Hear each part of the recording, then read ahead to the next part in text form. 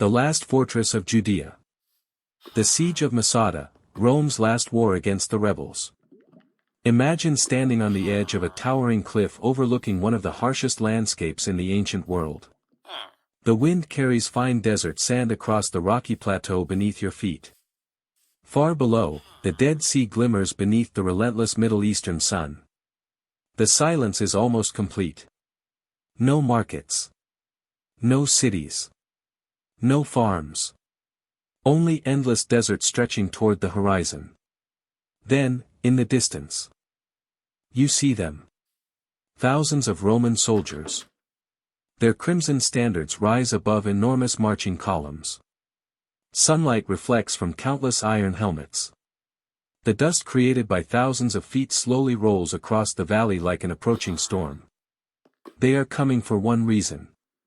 You. Behind you stand nearly 1,000 men, women, and children. They are the last free Jewish rebels still resisting Rome. There is nowhere left to retreat. No neighboring city will send reinforcements.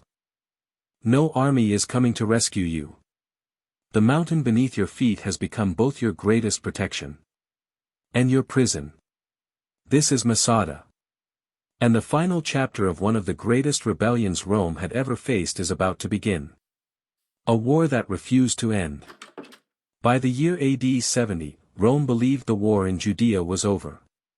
After years of brutal fighting, the magnificent city of Jerusalem had fallen. The Second Temple, one of the holiest places in Judaism, had been destroyed. Its treasures were carried back to Rome. Tens of thousands of people had been killed, enslaved, or scattered across the empire. The Roman victory appeared complete. General Titus returned in triumph. Coins were minted celebrating the conquest of Judea. Across the empire, people believed the rebellion had finally been crushed. But Rome had made one mistake. It believed victory meant peace. Far to the south, beyond the ruined cities and burned villages, a small group of rebels still refused to surrender. They had escaped to a fortress unlike any other in the Roman world. A fortress many believed could never be taken. The mountain built by nature. Masada was unlike an ordinary castle. It rose nearly 450 meters, almost 1,500 feet, above the surrounding desert floor. Its steep cliffs were nature's walls. Only a few narrow paths reached the summit.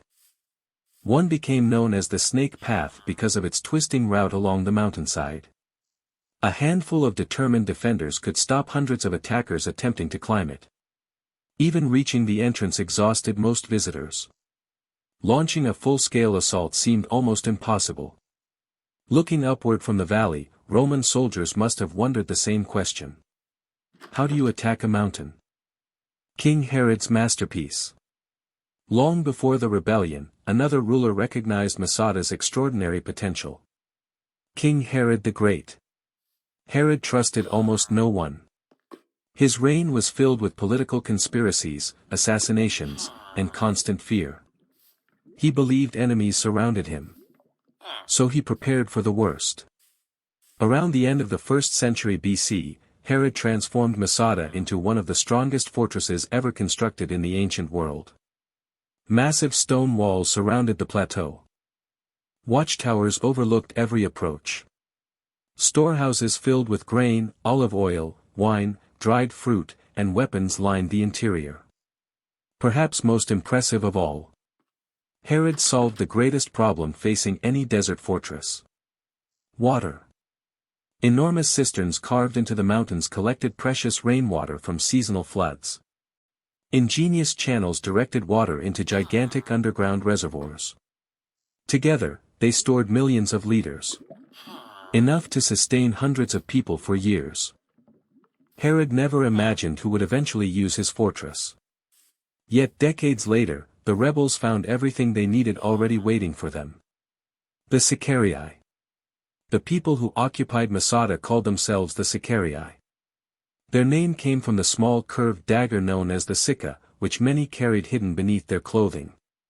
The Sicarii represented one of the most radical resistance groups in Judea. They believed Roman rule could never be accepted. Freedom demanded resistance. No matter the cost. Their leader was Eleazar ben Yair. Ancient sources describe him as determined, deeply religious, and absolutely unwilling to surrender. Following the fall of Jerusalem, surviving rebels fled across the desert until they reached Masada. There, high above the Roman world, they prepared for one final stand. A city above the desert. Life inside Masada was surprisingly organized. This was not simply a military camp. It became an entire community. Families lived together inside buildings originally constructed for Herod's royal court. Children played in courtyards. Women baked bread using grain stored years earlier. Craftsmen repaired tools. Men stood guard along the walls. Religious life continued. Prayers echoed across the mountain. The ancient traditions of their people remained alive despite the empire surrounding them. 4 months. Then years. Life continued. Looking down from the walls, the desert seemed endless. Perhaps Rome would eventually lose interest. Perhaps another rebellion would begin elsewhere. Perhaps some miracle would save them. Hope survives remarkably well inside strong walls. Looking down on the world. From Masada's highest point, the view stretched for miles. To the east lay the shimmering waters of the Dead Sea. To the west stretched the barren Judean wilderness. Travelers crossing the desert appeared no larger than insects. The mountain inspired confidence. No enemy could approach unseen. Any attacking force would struggle long before reaching the summit. Many believed the fortress was truly unconquerable. The defenders certainly did. History had already proven Rome could destroy cities. But mountains. Mountains belonged to nature.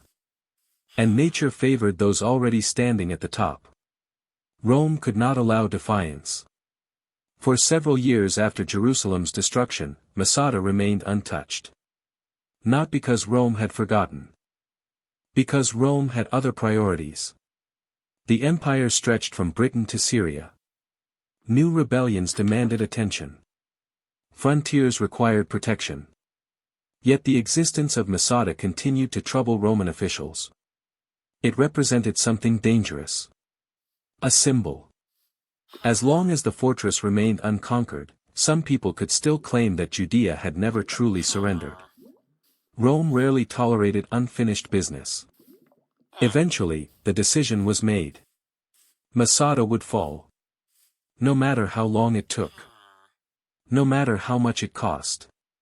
Because Rome understood something every empire eventually learns. Sometimes symbols become more powerful than armies. The 10th Legion marches. The responsibility fell to Lucius Flavius Silva, governor of Judea. His primary force consisted of one of Rome's finest military units. Legio ex Fretensis. The same legion that had helped destroy Jerusalem only a few years earlier. These soldiers were veterans. Disciplined. Experienced. They had fought across Judea. Built siege works. Stormed fortified cities. Very little surprised them anymore. Yet even they had never faced anything quite like Masada. As they entered the desert, the mountain slowly appeared on the horizon.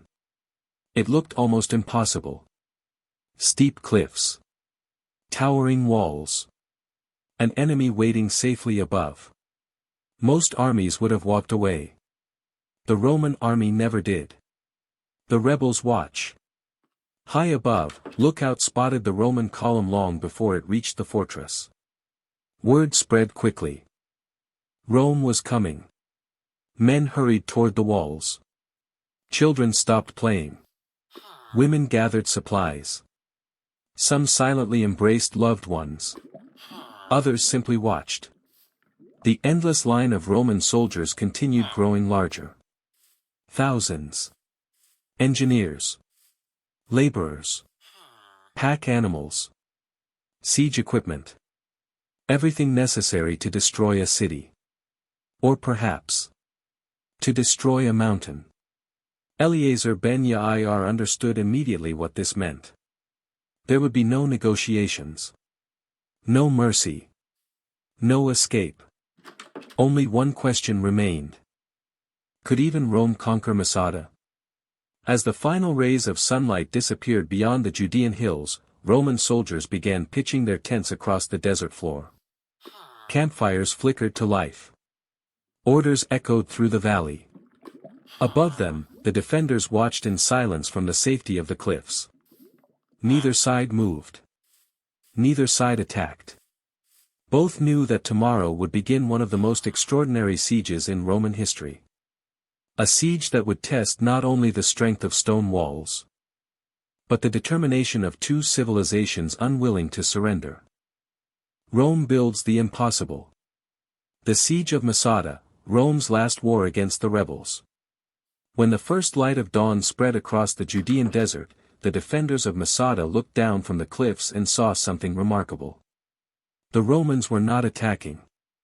They were measuring. Groups of engineers walked slowly across the valley carrying ropes, wooden stakes, and surveying tools. Officers pointed toward the cliffs while scribes carefully recorded distances. Soldiers climbed nearby hills, studying every angle of the fortress. Hour after hour, the Roman army did almost nothing that resembled war. To the rebels watching from above, it must have seemed strange. Why weren't they climbing? Why weren't they bringing ladders? Why hadn't the catapults begun firing? The answer was simple. Rome never rushed into impossible battles. It studied them first. The Roman way of war. Most ancient armies depended on courage. The Roman army depended on preparation. A Roman commander rarely allowed emotion to dictate strategy. Every fortress had weaknesses. Every wall could fall. Every defender could eventually grow hungry, tired, or desperate. If a direct assault promised heavy losses, Rome simply chose another method. Patience was one of its deadliest weapons. Lucius Flavius Silva understood that attacking Masada by climbing its cliffs would be suicide. The narrow paths allowed only a handful of soldiers to advance at once.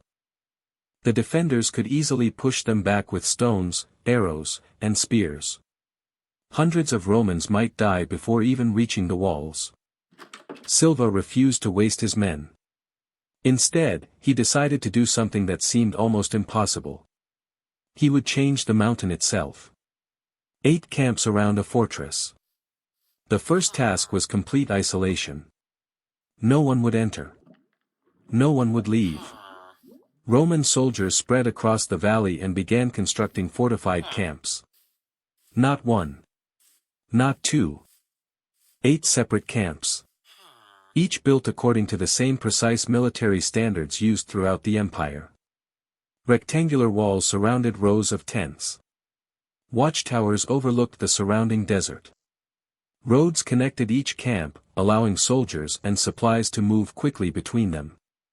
Even today, nearly 2,000 years later, many of these camps remain visible from the air. The dry desert climate preserved them with extraordinary clarity. It is as though the Roman army packed up yesterday. The wall that trapped a mountain. Silva knew that desperate people often attempted desperate escapes. So the Romans built something astonishing. A massive stone wall completely surrounding Masada. Known as a circumvallation wall, it stretched for nearly 2 miles around the base of the mountain. Watchtowers stood at regular intervals. Guards patrolled day and night. Nothing escaped unnoticed. No messenger. No supply caravan. No nighttime raid. The defenders remained trapped on the plateau. The Romans had turned the entire mountain into a prison. From the summit, the rebels watched the walls slowly grow longer every day. Each new section tightened the invisible noose around them. Life inside the Roman camps. For the legionaries below, the siege became a test of endurance. Days began before sunrise. Breakfast was simple. Bread. Cheese. Olives. Perhaps dried fruit. Then the work started. Some men gathered stone. Others cut timber. Blacksmiths repaired tools. Carpenters built siege equipment. Engineers supervised every stage of construction. The Roman army functioned like an enormous machine. Everyone knew his role. Everyone understood the plan. Unlike dramatic battles that ended in a single afternoon, sieges demanded discipline above all else. Victory belonged to the army willing to work longer. Watching from above. Inside Masada, life continued. At least for a while. The defenders still possessed food.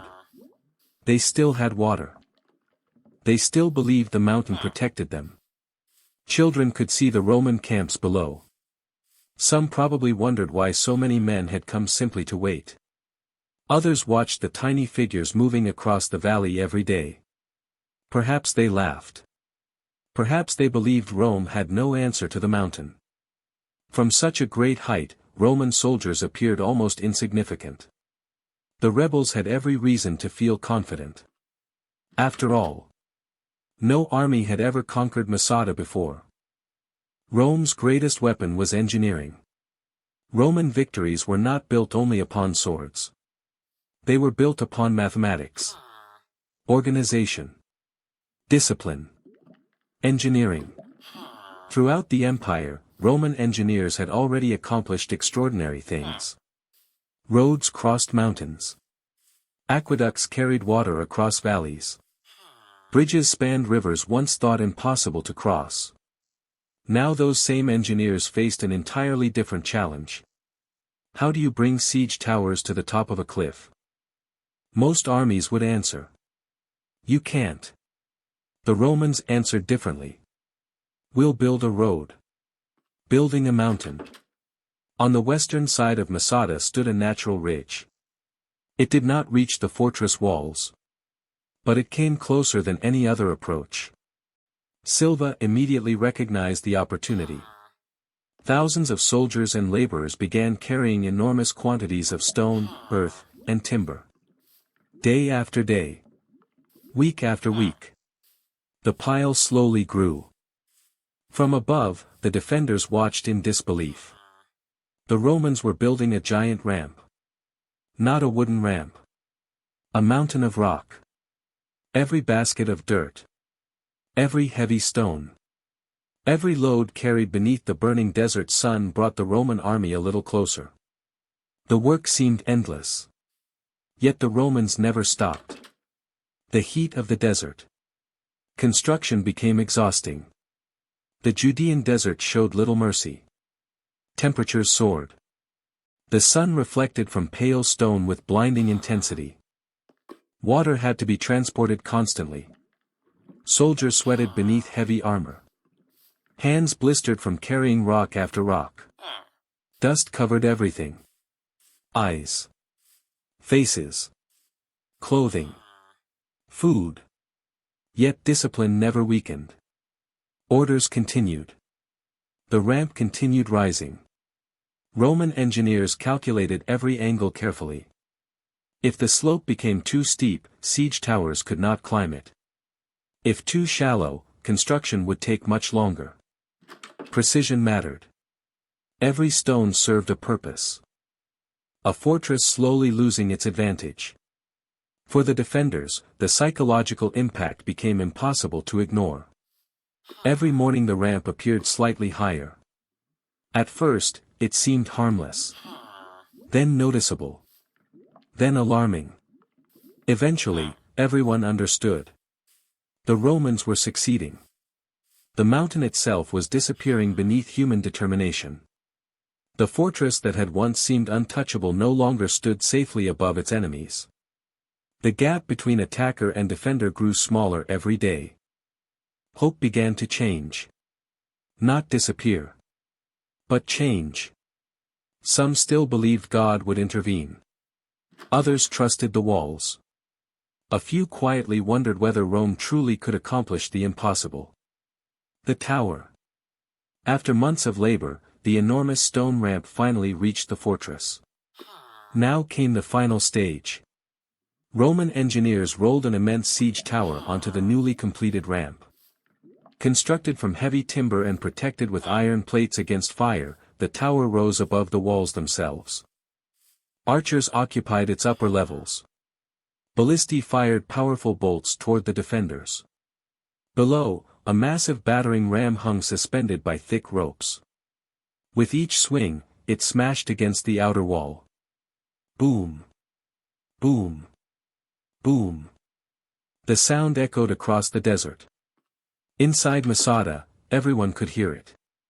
Children. Women. Warriors. No one doubted what it meant. The final assault had begun. One last defense. The defenders understood that the outer wall could not survive forever. Working with astonishing speed, they built a second barrier behind it. Unlike the original stone wall, this one consisted of timber beams filled with earth. It absorbed the force of the battering ram remarkably well. For a moment, it seemed the Romans had been stopped once again. But Roman engineers quickly found another solution. Fire. They ordered burning torches and flaming material thrown against the wooden structure. Soon flames climbed upward. Smoke drifted into the evening sky. At first, the wind pushed the fire back toward the Romans. Then, without warning, the wind changed direction. The flames rushed into the defenders' wall. The entire barrier began to burn. From the Roman camps below, cheers erupted. Above them, the defenders watched their final line of protection collapse into fire. As darkness settled over Masada, an uneasy silence replaced the sounds of battle. The Romans did not attack immediately. They would wait until morning. Their commanders believed victory was now certain. Inside the fortress, however, another decision was being made. Not about how to fight, but about how to die. Before dawn broke over the Judean Desert, Eleazar ben Yair would gather the people of Masada and deliver words that would echo through history for nearly 2,000 years. The final night. The siege of Masada, Rome's last war against the rebels. As darkness settled over Masada, an eerie silence spread across the fortress. Only a few hours earlier, the sound of Roman battering rams had echoed through the desert. Now, nothing. No shouting. No arrows. No movement from the Roman camps below. The legionaries had stopped their attack. Not because they had failed. Because they believed victory could wait until sunrise. The breach in the wall was open. The defenders had nowhere left to run. Tomorrow morning, the 10th Legion would climb the siege ramp and enter the fortress. To the Romans, the outcome was already decided. They expected one final battle. Street by street. House by house. But inside Masada, something entirely different was happening. A fortress without hope. For months, the people of Masada had watched the Romans slowly conquer the impossible. They had watched the circumvallation wall close around the mountain. They had watched the siege ramp rise higher every single day. They had watched the great battering ram break through Herod's mighty walls. Now the final defensive barrier was burning. The smoke still drifted through the fortress. Everyone understood what sunrise would bring. The Romans would enter. There would be no miracle. No reinforcements. No escape through the desert. The last fortress of Judea had reached the end of its story. Eleazar calls the people together. As night fell, Eleazar ben Yair gathered the defenders. Men. Women. Children. Entire families assembled beneath the desert sky. Ancient historian Josephus Flavius, our principal source for the siege, records that Eleazar delivered a powerful speech on that final night. Since Josephus was not present at Masada, historians cannot know the exact words that were spoken. However, his account has shaped how this moment has been remembered for nearly 2,000 years. According to Josephus, Eleazar reminded his people why they had come to Masada. Not for comfort. Not for safety. But for freedom. He argued that they had chosen resistance rather than submission. That choice, he believed, should remain theirs until the very end. He warned that if the Romans entered the fortress, the survivors would face slavery. The men might be executed. The women and children sold throughout the empire. Families would be separated forever. The people who had refused to kneel before Rome would spend the rest of their lives serving Roman masters. To Eleazar, there was one fate worse than death. Losing freedom. A terrible decision.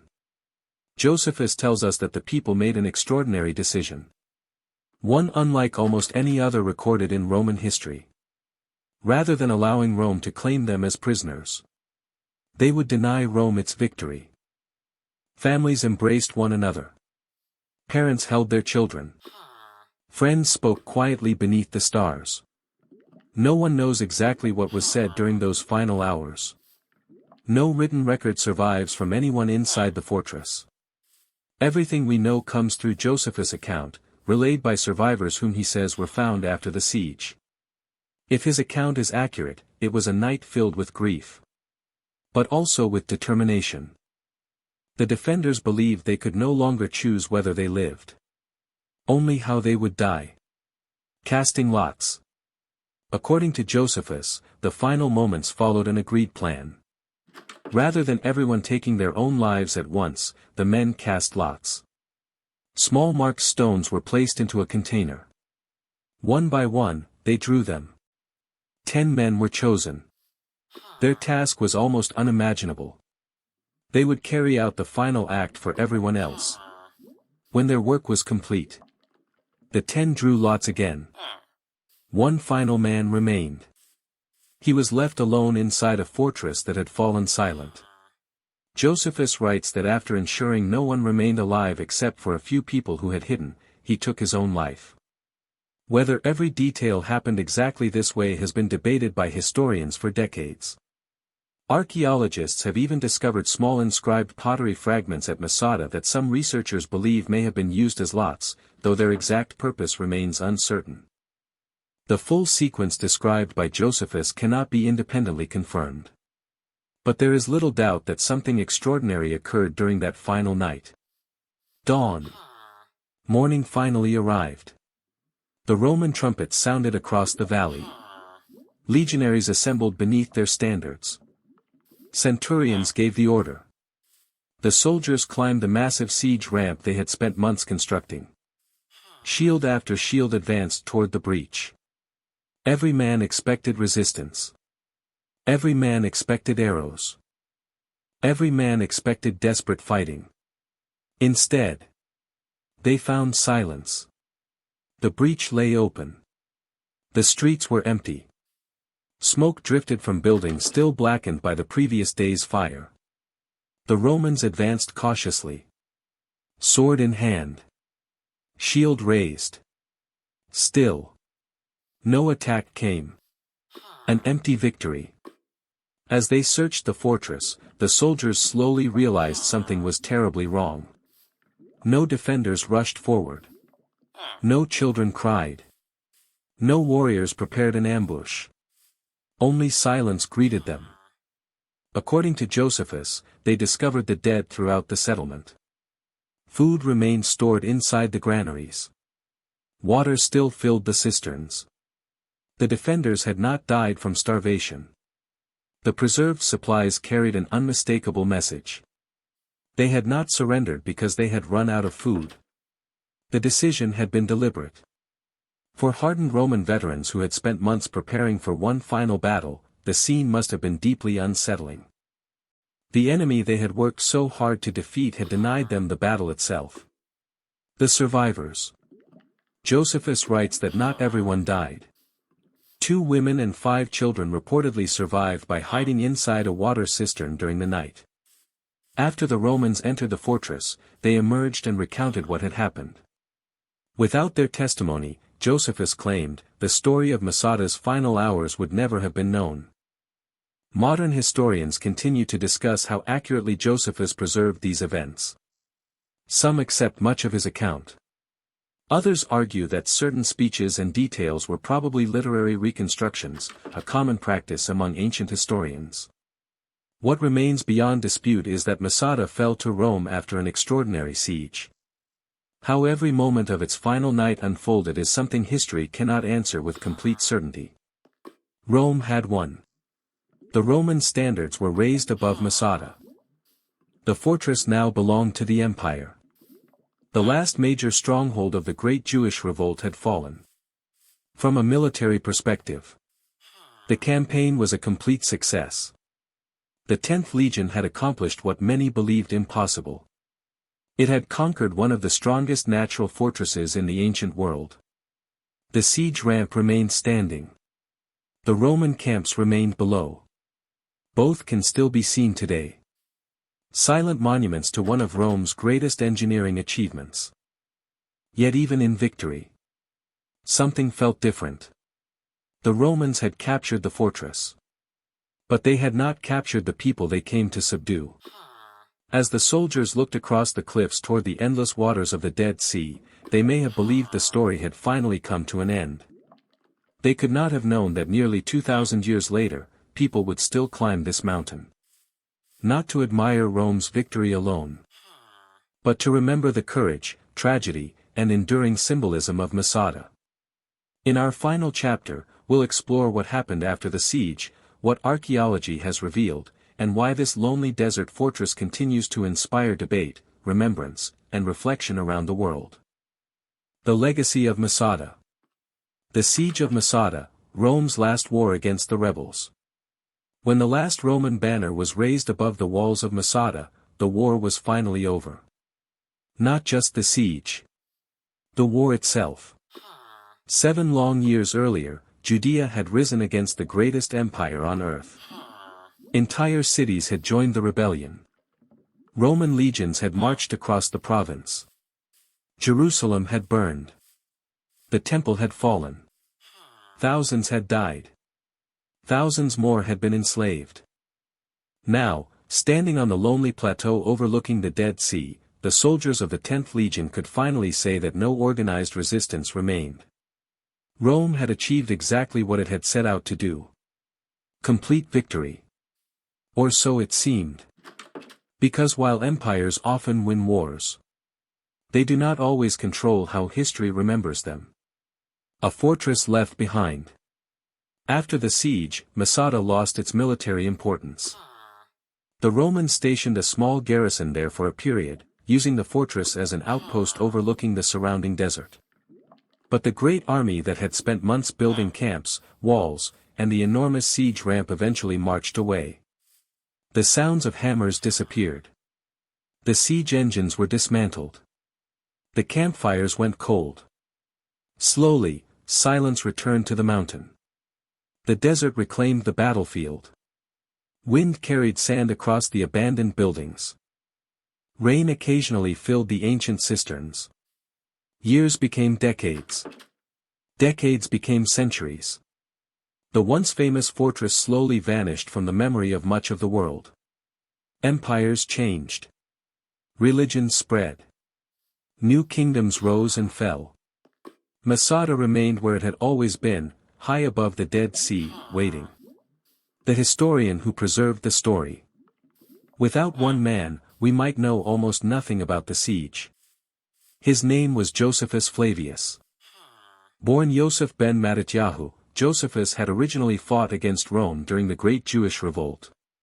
Captured by the Romans, he later entered their service and became a historian. His work, The Jewish War, provides the only detailed ancient account of the siege of Masada. Because of this, Josephus is both invaluable and controversial. He preserved events that would otherwise have been lost forever. At the same time, historians recognize that he wrote under Roman patronage and often used literary techniques common in ancient historical writing.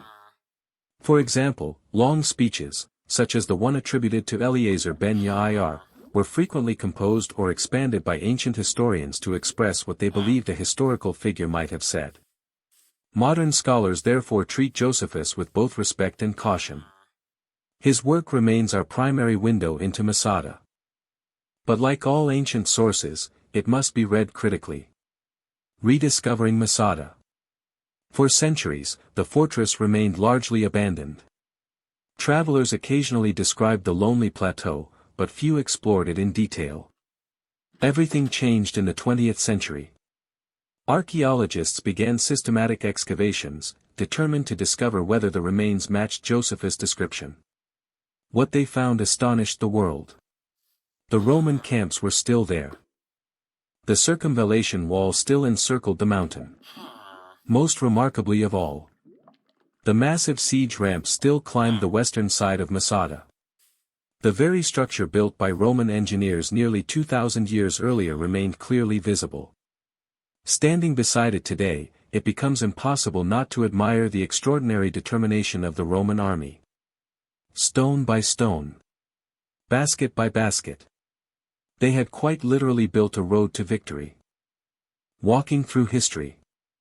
Excavations uncovered far more than military structures. Archaeologists discovered Herod's magnificent palace, with its terraces overlooking the desert. Storerooms still contained traces of grain and food. Water cisterns revealed the astonishing engineering that had made life on the mountain possible. Fragments of clothing, leather sandals, coins, arrowheads, pieces of pottery. Every object offered another glimpse into the lives of those who had once lived there. Perhaps the most famous discoveries were a number of small pottery shards bearing names written in ink. Some scholars have suggested they could be the lots described by Josephus during the fortress's final night.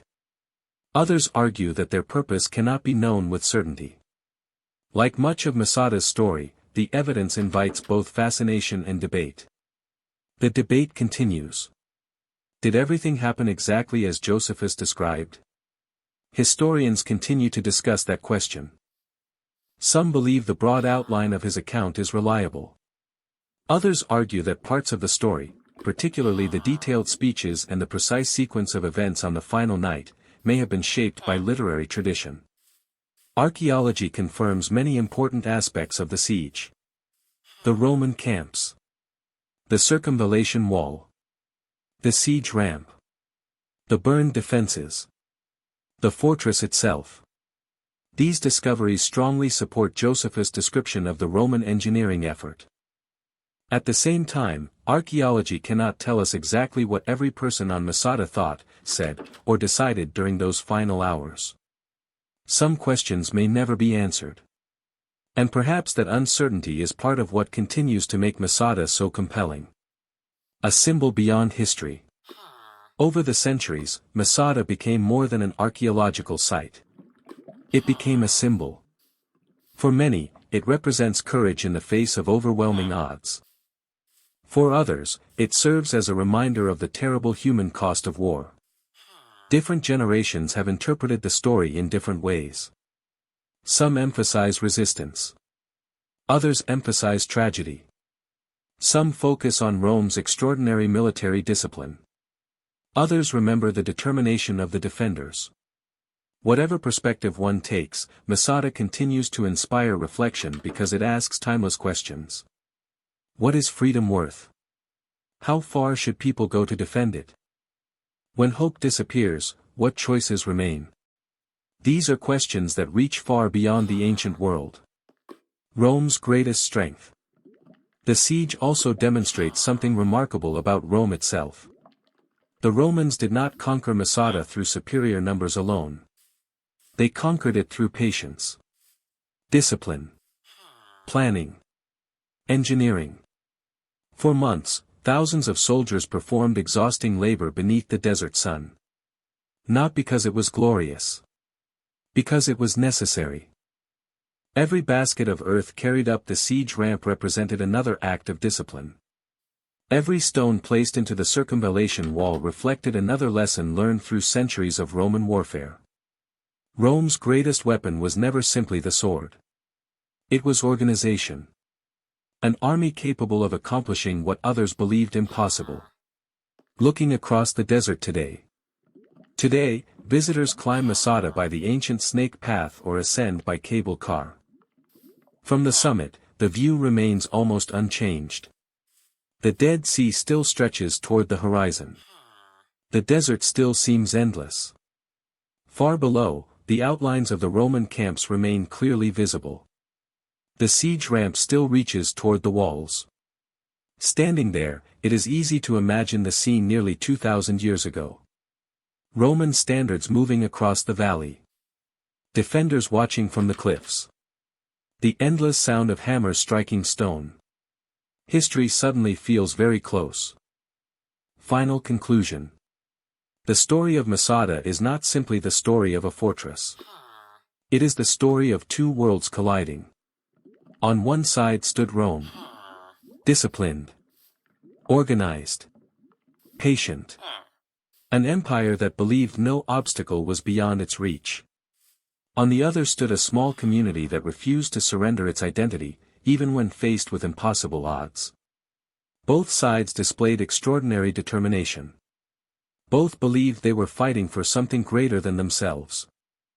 The Romans fought for order, authority, and the power of the empire. The defenders fought for faith, freedom, and the hope of remaining true to their beliefs. History remembers the siege because it was never only about military victory. It was about human choices. About courage under impossible circumstances. About what people are willing to endure when everything they value is at stake. Nearly 2,000 years have passed since the Roman 10th Legion climbed the Great Siege Ramp. Empires have risen and fallen. Kings have come and gone. Languages have changed. Yet Masada still stands above the desert. Its walls still overlook the Dead Sea. Its stones still bear silent witness to one of the most extraordinary sieges of the ancient world. And perhaps that is why people continue to visit this lonely mountain. Not simply to see the ruins of an ancient fortress, but to remember that history is not only shaped by those who win. It is also remembered because of those who refuse to be forgotten.